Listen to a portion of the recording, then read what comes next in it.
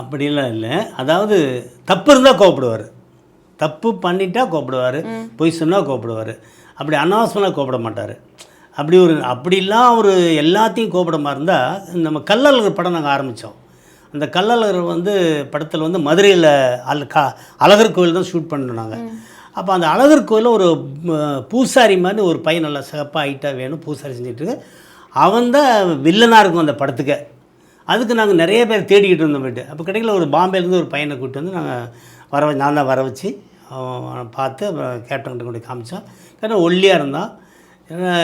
என்னடா இவன் என் கூட ஃபைட் பண்ண நல்லா இருக்குமா, சரியாக இருக்குமான்னு பார்த்துட்டு, ஆனால் அப்படி கோவப்பட்டிருந்தா அப்போயே அவனை துரத்திருப்பார்.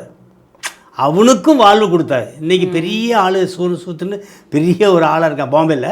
அவன் கூப்பிட்டு சரிப்பா உடம்பெல்லாம் ரெடி பண்ணி எக்ஸசைஸ்லாம் பண்ணி உடம்பு ரெடி பண்ணி சொல்லி ரெடி பண்ண வச்சு அப்புறம் டைரக்டர் சொல்லி ப்ரொடியூசர் சொல்லி ரெக்கமெண்ட் பண்ணி அவனையும் வாழ வச்சார் கேப்டன். அப்போ அந்த ஃபைட்டுக்கு சீனுக்கு எல்லாம் ரெடியான ஆப்பிள் அவர்.